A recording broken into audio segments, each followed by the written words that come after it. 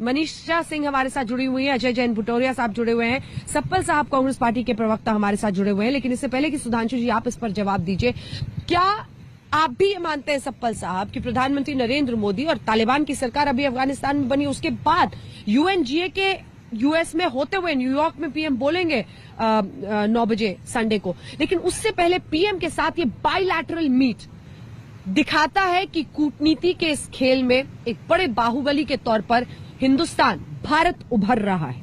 Supple साहब जी, मेरे को बोला आपने, शुक्रिया। देखिए, मोदी जी अमेरिका गए हैं तो वाहवाही भी होगी और हर चीज ऐतिहासिक भी होगी, ये तो तय बात है। लेकिन अभी उनका भी इतिहास बन गया है, 2019 में भी गए, 2017 में भी गए। अभी की बात करने से पहले थोड़ा याद दिला दिया जाए कि 19 में क्या हुआ था। अगर आपको याद हो, केवल 2 उपलब्धियां थी। एक ह्यूस्टन में प्रोग्राम किया था, हाउडी मोदी हाउडी ट्रम्प, उसका हश्र हम जानते हैं।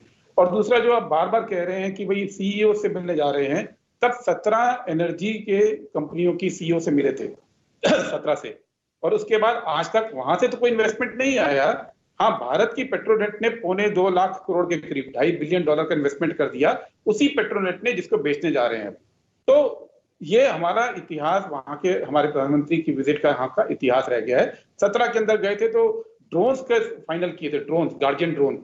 हमारे यहाँ ड्रोन अटैक भी हो गया जम्मू में, आज तक गार्जियन ड्रोन आए नहीं है। तो पुरानी बातें छोड़ दीजिए, अभी की बात आपने कही, ये दोस्ती हम नहीं छोड़ेंगे। ये बात उम्मीद है कि प्रधानमंत्री जी आज अमेरिकन प्रेसिडेंट को ये बोलेंगे, वो एहसास दिलाएंगे कि अफगानिस्तान का इशू जो खड़ा हुआ है पिछले 1 महीने से, मतलब आप चाह रहे हैं कि वो जो बाइडेन को मतलब आप चाह रहे हैं सप्पल साहब, वो जो बाइडेन को की आंखों में आंखें डालकर बोले कि ये दोस्ती हम नहीं तोड़ेंगे। नहीं, मैं वजह बताता हूँ।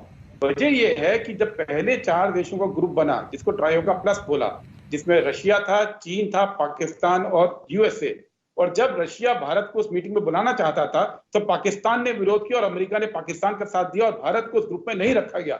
भारत की आवाज उस ग्रुप में नहीं रही। उसके बाद अभी 3 दिन पहले नया ग्रुप बना, ऑकस, जिसमें अमेरिका है, यूके है, यूएस है, भारत फिर नहीं है। भारत सबसे बड़ा देश है जो प्रभावित है।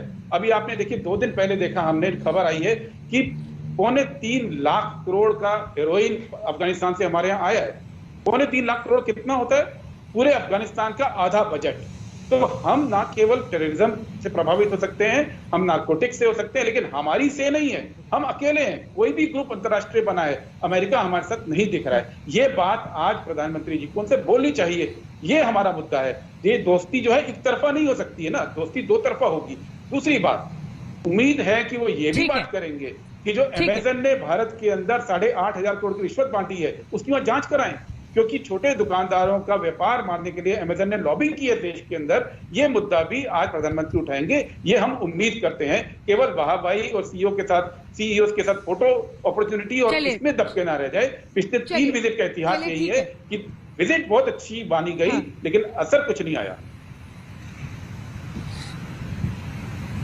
कुछ ही देर में अब यहाँ पर जो टॉप सीईओज हैं उनके आने का सिलसिला शुरू हो जाएगा।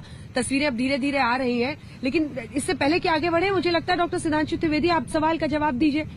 जो आरोप वो लगा रहे हैं उसका जवाब क्या होगा आपके पास? देखिए, वैसे तो आज का अवसर ये था कि आरोप प्रत्यारोप न होकर हम आज देश के संदर्भ में बात करते बेटर रहता। फिर भी यदि सप्पल साहब ने कहा है तो मैं सिर्फ ये याद दिला देना चाहता हूं। हाँ, मैं आपको उसका उत्तर तथ्यात्मक जवाब दे रहा हूं। आपके सारे दर्शकों से कह रहा हूं, कोई भी जाके इंटरनेट पे चेक कर सकता है कि भारत का विदेशी मुद्रा भंडार, फॉरेन एक्सचेंज रिजर्व 1 बिलियन के भी नीचे कब आ गया था? जब नरसिम्हा राव जी की सरकार थी। और उसके लिए उत्तरदायी कौन था? उसके लिए उत्तरदायी ये था जो 80 के दशक में इंदिरा जी और राजीव जी की पूरी प्रचंड बहुमत की सरकारें थी। 1980 में हमारा विदेशी मुद्रा का भंडार चाइना से 2 गुना ज्यादा था। अब चंद्रशेखर जी की सरकार थी। अरे भाई, आप बात, 3 महीने की सरकार में फॉरेन एक्सचेंज रिजर्व कम हो जाएगा सप्पल साहब? इतने लोग नासमझ नहीं होते। ये फॉरेन एक्सचेंज रिजर्व कम होने में 10 साल, मैं बोल रहा हूं भाई। नरसिम्हा राव जी तो आप बोल रहे थे, मैंने कोई डिस्टर्ब नहीं किया। आज के समय में अपने टर्न पे बोलिए, टीम थी तो देश को अपने टर्न पे बोलिए। तथ्यों को गलत मत रखिए ना। तथ्य तो मैं रख रहा हूँ कि 17 सीईओ से मिले थे 19 में, तो उसके बाद क्या हुआ? अब मैं तस्वीर आपको रख रहा हूं, अब सुन लीजिए। अब आपको पूरी करा दिया, अब आपको पूरी तस्वीर बता रहा हूं। ओहो, हाँ, मैं पूरी बात कर लूं, तब उसके बाद आपको जो अनुचित लगे आप मेरी बात काट दीजिएगा। ठीक। 1980 में हमारा फॉरेन एक्सचेंज रिजर्व था $7 बिलियन और चाइना का 2.7। 1990 आते आते 1 बिलियन रह गया, 1 बिलियन से कम, और वो 100 बिलियन हुआ अटल जी की सरकार में, 500 बिलियन हुआ मोदी जी की सरकार में, और 642 के ऊपर है आज, जो भारत का ऑल टाइम हाई है। उसके बाद आपको नजर नहीं आता तो कोई बात नहीं, मैंने तथ्य बता दिया, कोई भी जाके गुना हुआ था ये भी बता दीजिए कि कहां चाइना खड़ा था। मनमोहन सिंह जी की सरकार में कितने गुना हुआ था ये भी बता दीजिए। हम आज की डेट पे आ रहे हैं। अगर आप ये बात मानेंगे तो भारत 642 बिलियन डॉलर बता तो रहा हूं भाई आपको, उसके बाद भी उसमें असुविधा महसूस होती है, तो इसलिए महसूस नहीं होती है। बोला अब अपने टर्न पे बोल लीजिएगा, जो मैं बोलूं, जैसे आप बोल रहे थे मैंने कुछ भी नहीं बोला। अब दूसरी बात, मौका दीजिए, अगर आप ये कहना चाहते हैं तो मैं सिर्फ आपको ये बताना चाहता हूं, आपको मौका बताइए। माइक्रोसॉफ्ट वर्ल्ड में सबसे बड़ी सॉफ्टवेयर की कंपनी है, उसने अमेरिका के बाहर अपना पहला ऑफिस कब खोला था? किस देश में? भारत में खोला था, बेंगलोर में, सन 2000 में। किसकी सरकार थी? अब अमेजन ने हैदराबाद में अपना ऑफिस खोलने का डिसीजन लिया है, किसकी सरकार है? मोदी जी की सरकार है। और अब देखिए, उन विषयों पे ज्यादा ना जाएं तो बेटर रहता था, वरना सप्पल साहब ये अमेरिका की बात चल रही है। ओबामा ने अपनी किताब द प्रॉमिस लैंड में लिखा है कि 2010 में जब वो भारत आए थे तो उन्होंने इनडायरेक्टली मनमोहन सिंह जी के हवाले से ये लिखा कि 26/11 के हमले के बाद इसलिए यूपीए सरकार ने पाकिस्तान पे कड़ी कार्रवाई नहीं की ताकि भारतीय जनता पार्टी को राजनीतिक लाभ ना हो जाए। अब अगर इतना आपके अंदर जागरूकता आई है तो ओबामा जी पे जाके मानहानि का मुकदमा करवा दीजिए।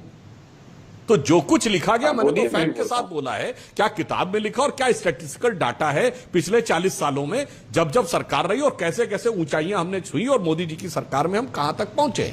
और एक और बात फाइनली समझ लीजिए, जब भी कभी कोई विवाद होता था कश्मीर को लेकर अंतर्राष्ट्रीय स्तर पे, तो केवल एक सोवियत संघ हमारे साथ खड़ा होता था आपके जमाने में, बाकी लगभग पूरी दुनिया हमारे खिलाफ।